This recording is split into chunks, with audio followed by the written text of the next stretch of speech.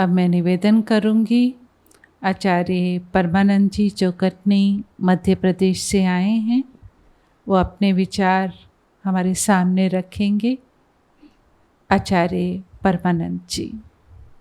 असतो मा सद्गमय तमसो मा ज्योतिर्गमय मृत्योर्मामृतं गमय। ओम शांति।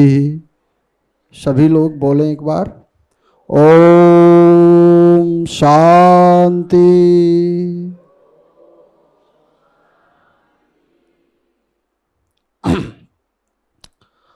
परम आदरणीय, सम्माननीय, पूजनीय राजयोगी, हमारे सबके अति प्यारे, अति मीठे भ्राता श्री ब्रजमोहन भाई जी, आपसे हम मधुबन में अभी इस बार आए थे तो मिले और आपके पास करीब हम 30 मिनट बैठे। तो अभी तक जितने भी लोगों से हमने मुलाकात की, महात्मा हुए, बहुत लोगों से, बनारस में भी रहे हम, काफ़ी लोगों से हमारी मुलाकात बातचीत होती रही, लेकिन आदरणीय जी की जो बुद्धि कौशल और तीक्ष्ण बुद्धि हमने देखी, आज तक अभी हमारी नज़र में ऐसा कोई व्यक्ति नहीं दिखाई दिया। आपको यदि ज्ञानिनाम अग्रगण्यम हनुमान जी को उपाधि दी है राम जी ने, तो यदि आपको हम हनुमान जी कहें तो कोई अतिशयोक्ति नहीं है। महावीर विक्रम बजरंगी, परमात्मा के, शिव बाबा के महावीर, आपको हम सब की उम्र लग जाए, आप इसी तरह चमकते रहें।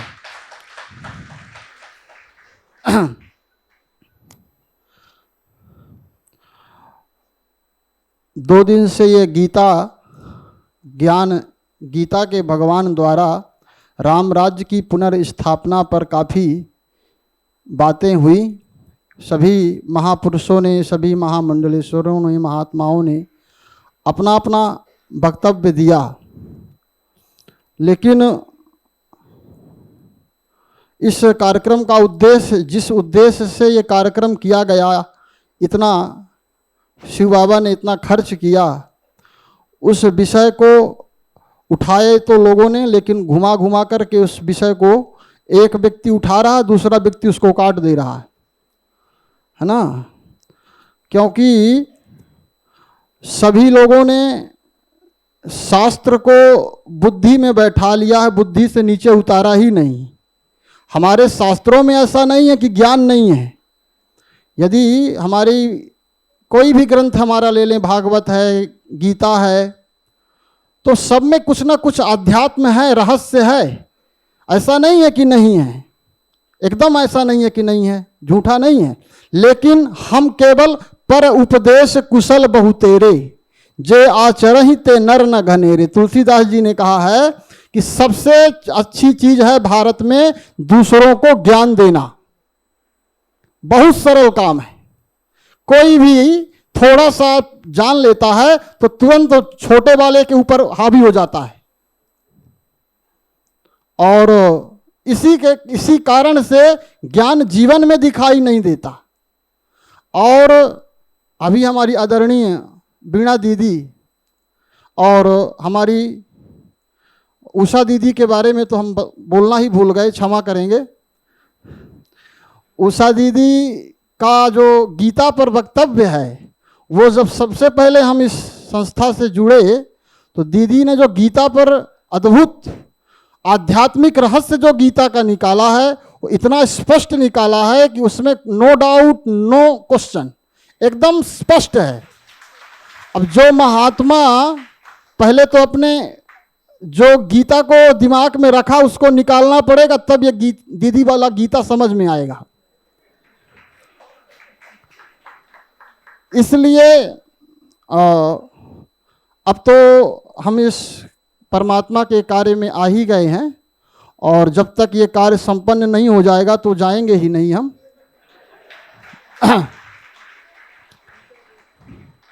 काफ़ी महात्माओं ने हमें महामंडलेश्वर बनाने की कोशिश की बनारस में, और काफ़ी कोशिश की, लेकिन हमारा शिव बाबा से इतना प्रेम था पहले से ही, तो शिव बाबा हमको इधर से घुमाते घुमाते निकालते निकालते चुपके सबसे बचा करके और निकाल लाया।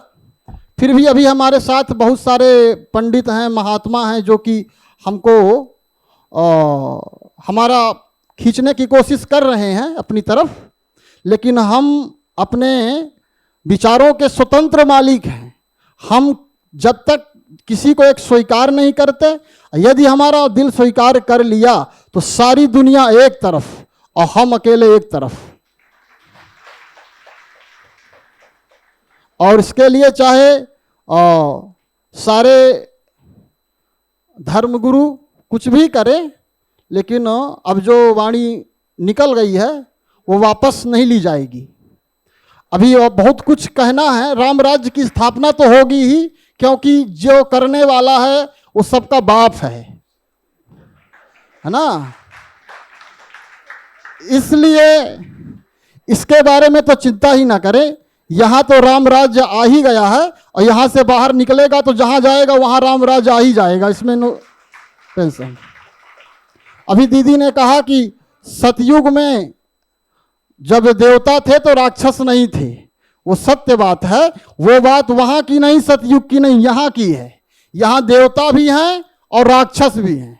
तो देवताओं देवासुर संग्राम यहाँ हो रहा है, और इसी घटना को हमारे शास्त्रों ने, हमारे विद्वानों ने ले जाकर के सतयुग में बैठा दिया कि देवता और असुर कहाँ लड़े? सतयुग में लड़े। लड़ाई हो रही है यहाँ कलयुग में। राम यहाँ आए हैं तो रावण भी यहाँ यहीं है। और परमात्मा ने तो एक चीटिंग कर दी ना। क्या कर दिया? 2500 साल में आधा आधा था, आधा राम राज्य था और आधा रावण राज्य था। लेकिन रावण राज्य में भी शिव बाबा धीरे से घुस गए, 100 साल उसमें से चुरा लिए। अब रावण को पता चल गया है, अभी तक तो नहीं चला था, गुप्त था मामला, तो रावण शांत था। अब रावण को पता चल गया है तो अब रावण भी पूरी ताकत लगा देगा। इसीलिए हम अपने ब्रह्मा कुमारी बहनों से और ब्रह्मा कुमारी भाइयों से भी ये निवेदन करेंगे कि रावण को घुसने नहीं देना है।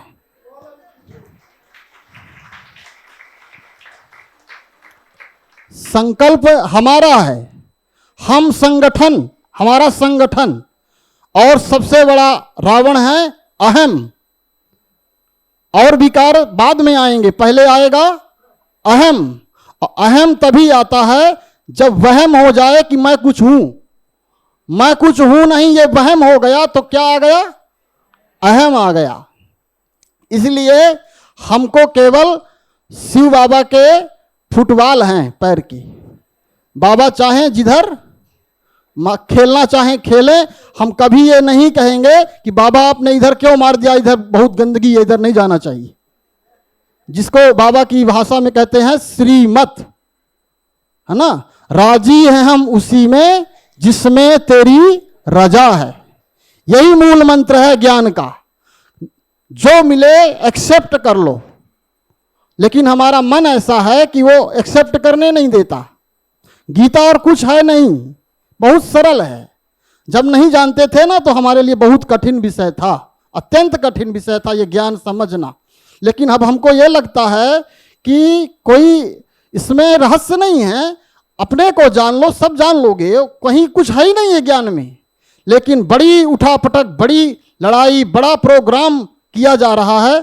जरूरी है, क्योंकि जब चीज़ समझ में नहीं आती तो उसके लिए तरह तरह की युक्तियाँ, तरह तरह के प्रोग्राम रचे जाते हैं। और अंत में जब बात समझ में आ जाती है तो हंसी आती है कि क्या चीज़ के लिए हम कब तक परेशान थे। स्वप्न में हमने देखा कि हमको किसी ने गोली से मार दिया, जागे तो पूरे शरीर में देखा कहीं गोली नहीं लगी। वही स्थिति है माया की और हमारी लड़ाई है। और अभी एक गीता के ऊपर हम एक विषय था अभी जो सुबह के उसमें कि कण कण में भगवान है। बहुत अच्छा विषय था। इसमें थोड़ा समझने की बात थी कि कण कण में भगवान, सब लोगों ने कहा, जितने भी हमारे महापुरुष आए तो हमारी वीणा दीदी ने भी इस चीज़ को स्पष्ट किया, पुष्पा दीदी ने भी स्पष्ट किया, लेकिन लोगों को बात समझ में नहीं आई कि कण कण में भगवान है ही, ऐसा नहीं है। लेकिन समस्या यह है कि कण कण में तो भगवान लोग देख पा रहे हैं, लेकिन अपने आसपास के लोगों में ही नहीं देख पा रहे, है ना। अपने ही आसपास के लोगों में नहीं देख पा रहे, और कण कण में भगवान को स्पष्ट कर दिया। कण कण में भगवान उसके लिए है जिसने अपना सर्वस्व भगवान को समर्पित कर दिया, तो सारा कण उसका है, वो मालिक हो गया विश्व का। जो परमात्मा का है वो उसका है। लेकिन परमात्मा, ये शर्त क्या है, इसके लिए हमें संपूर्ण परमात्मा को समर्पण करना पड़ेगा, तब वो कण जो है, जो परमात्मा का है, उस कण में आप परमात्मा को देख सकेंगे, क्योंकि जो भगवान का है वो आपका है। वो तब होगा जब आप सर्वस्व अपने अहंकार को परमात्मा के सामने नतमस्तक कर देंगे। सबके लिए नहीं कण कण में है, सब कोई नहीं कह सकता कि मैं मालिक हूं। मालिक वही कह सकता है जो अपने इंद्रियों को, अपने मन को जीत लिया होगा। अब राम मंदिर बन गया, बहुत खुशी की बात है, राम लला बैठ गए, उससे भी खुशी की बात है। लेकिन राम जी का दर्शन करने कौन जा रहे हैं? रावण, है ना। रावण बुद्धि के लोग राम जी का दर्शन कर पा रहे हैं, कभी दर्शन कर पाएंगे? नहीं कर पाएंगे। खड़े रहो मंदिर में, लाखों वर्ष खड़े रहो, राम जी नहीं दिखने वाले। और ये बात ये मंच से, स्टूडियो के माध्यम से सब जगह जा रही होगी, और इसकी रिकॉर्डिंग निकलेगी तो काफ़ी कमेंट आएंगे, हमको पता है। लेकिन हम नहीं डरते। सत्य सत्यम व्रतम सत्य परम च सत्यम। और अंतिम श्वास तक हम परमात्मा के महिमा के गीत, जो उसने हमें जीवन दिया है, प्राणेश्वर है हमारा, और ये आज नहीं तो कल, अभी तक यहाँ केवल महात्मा आ रहे हैं। कुछ दिनों में जो सबसे ज़्यादा ज्ञान को प्रसार कर रहे हैं हमारे समाज में, वो हैं हमारे कथावाचक, बड़े बड़े अंतर्राष्ट्रीय कथावाचक। मुरारी बापू हो गए, और देवकी नंदन हो गए, अनिरुद्धाचार्य हो गए, आपके बागेश्वर धाम पीठ के धीरेन्द्र शास्त्री हो गए। ये सब जो है इस समय हाईलाइट हैं, इनके लाखों लाखों करोड़ों फॉलोअर्स हैं। किंतु जल्द ही यदि परमात्मा चाहेगा तो सब तक बात पहुंचेगी, और सबको खुला मंच में आमंत्रित किया जाएगा। और धर्म जैसे खुले मंच में न्याय होता था पहले, ऐसे खुले मंच में धर्म की भी सभा लगेगी। और क्योंकि परमात्मा का ज्ञान बहुत स्पष्ट है, इसमें कोई लड़ ही नहीं सकता। यदि शांति से आप इसका समझोगे तो आपके पास कोई उत्तर ही नहीं है कि आप इसके विषय में कुछ बोल पाओगे। यदि लड़ाई करना है वो अलग बात है, आपको शास्त्र करना है वो अलग बात है, भैंसबाजी। लेकिन यदि आप ईमानदारी से परमात्मा के एक भी प्रश्न का किसी के पास, बाहर के लोगों के पास उत्तर नहीं मिल सकता, क्योंकि भगवान है वो। भगवान की बात कभी झूठी नहीं हो सकती। सूर्य अपने दिशा को बदल सकता है ना, लेकिन परमात्मा का जो वक्तव्य है वो नहीं बदल सकता। और हमें केवल राम राज्य की चिंता नहीं करनी, हमें केवल अपने अंदर के स्वराज्य की चिंता करनी है। यदि हमको राम राज्य लाना है, और हम ही लोग पर्याप्त हैं, किसी की जरूरत नहीं। हम आपसे कह दे रहे हैं, 50,000 हमारे पास बाबा के बच्चे हैं समर्पित, 50,000 पर्याप्त हैं।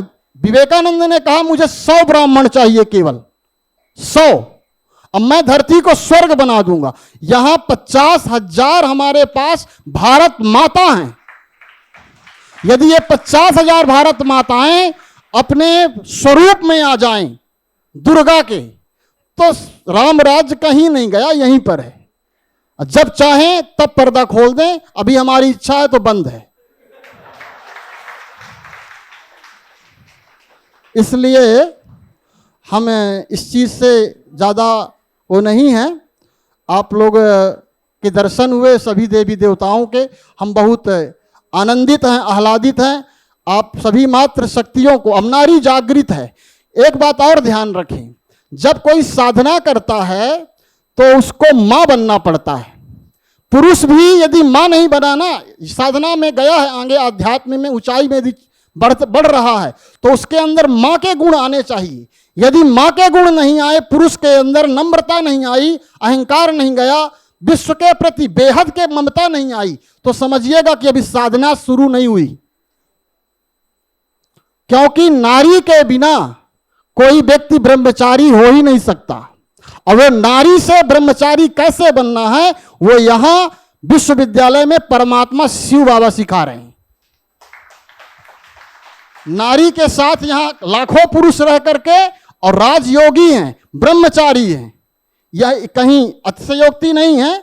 जिसको देखना है यहां आकर के देखें। यह चीज हमको बहुत अच्छी लगी और बहुत प्यारी लगी, क्योंकि बिना नारी के ब्रह्मचारी बनना तो सरल बात है, बहुत सरल बात है। नारी के साथ ब्रह्मचारी बन के दिखाओ, तभी हम समझेंगे कि अपनी मां का दूध पियो।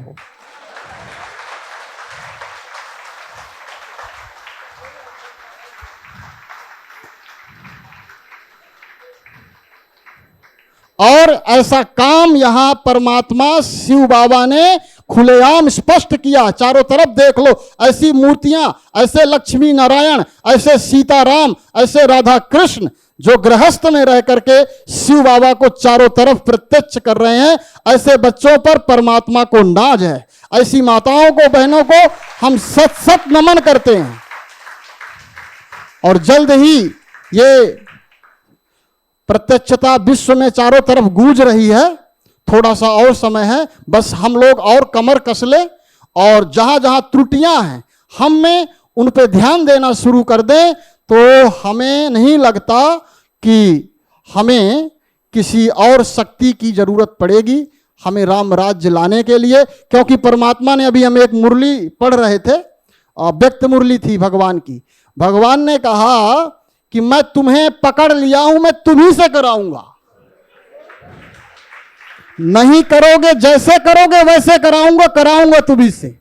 इसलिए हमारा यही कहना है कि परमात्मा को थोड़ा सा थर्ड डिग्री का प्रयोग ना करना पड़े, प्रेम से कार्य हो जाए। इन्हीं शब्दों के साथ, समय का अभाव है, हम वाणी को विराम देते हैं। आप सभी को पुनः हमारी मातृशक्ति, हमारे आदरणीय भाई जी, हमारी वाणी से यदि किसी को थोड़ा सा क्लेश पहुंचा हो उसके लिए क्षमा करिएगा। हमारी वाणी ऐसी है, क्या करें। ओम शांति। धन्यवाद।